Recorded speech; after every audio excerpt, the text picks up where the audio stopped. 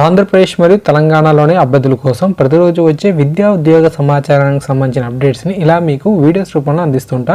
కొత్త వారైతే channel subscribe చేసుకొని సపోర్ట్ చేయండి. నచ్చితే వీడియోని లైక్ చేయండి, పది మంది కూడా షేర్ చేయండి.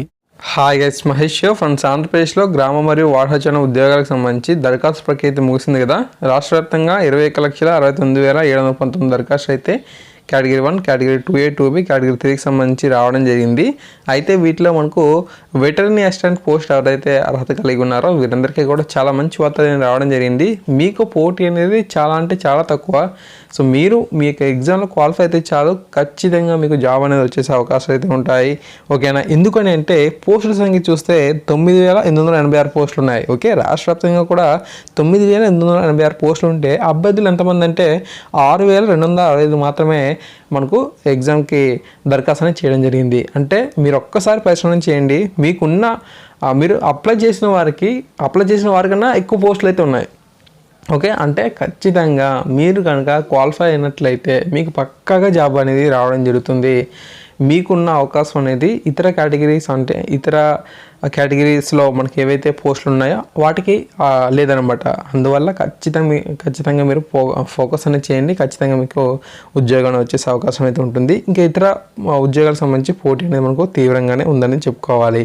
ఓకే, సో ఎవరైతే మనకు సాధారణ డిగ్రీస్ అయితే ఉన్నారో, సో అంటే BA, BSc, సో ఈ యొక్క క్వాలిఫికేషన్స్ ఏవైతే ఉన్నారో వీరందరూ కూడా గ్రేడ్ 1 పోస్ట్కి ఎలిజిబుల్ అయితే అయిపోయారు. కాబట్టి చాలా ఎక్కువగా మనకు పోటీ అయితే ఉంది. అంతేకాకుండా వయో పరిమితి కూడా మనకు పెంచారు. కాబట్టి చాలా సీనియర్స్ కూడా మనకు ఇందులో పార్టిసిపేట్ అనేది చేసే అవకాశం అయితే ఉంది. కాబట్టి ఖచ్చితంగా ఈ యొక్క కేటగిరీ 1కి సంబంధించి హెవీ కాంపిటీషన్ ఉంటుంది. సో అన్ని జిల్లాలకు సంబంధించి కూడా ఈ యొక్క కాంపిటీషన్ అయితే ఉంటుంది. కాబట్టి మీరు కూడా బాగా ఫోకస్ అనేది చేయండి. ఇంకా కేటగిరీ 1కి సంబంధించి ఇప్పటివరకు వచ్చిన దరఖాస్తులు అనేది చూసినట్లయితే 36,449 పోస్టులకు 12,54,034 దరఖాస్తులు అయితే వచ్చాయి. కేటగిరీ 2Aకి చూసినట్లయితే మనకు 14,759 పోస్టులకు 1,33,811. కేటగిరీ 2Bకి సంబంధించి 14,038 పోస్టులకు 1,55,128. ఇంక తర్వాత కేటగిరీ 3కి సంబంధించి విలేజ్ అగ్రికల్చర్ అసిస్టెంట్కి 6,714 పోస్టులకు 24,974.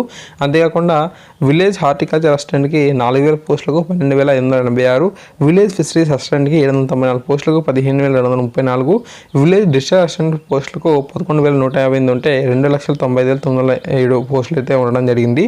అంతేకాకుండా పశుసంవర్ధక శాఖ అసిస్టెంట్కి 9,886కి 6,265 దరఖాస్తు అయితే రావడం జరిగింది.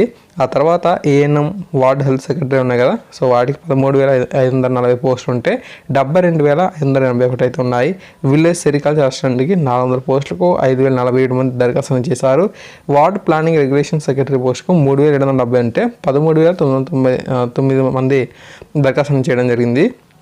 Ward welfare and development secretary పోస్ట్కి అయితే 3,786 ఉంటే 38,574 మంది దరఖాస్తు చేశారు.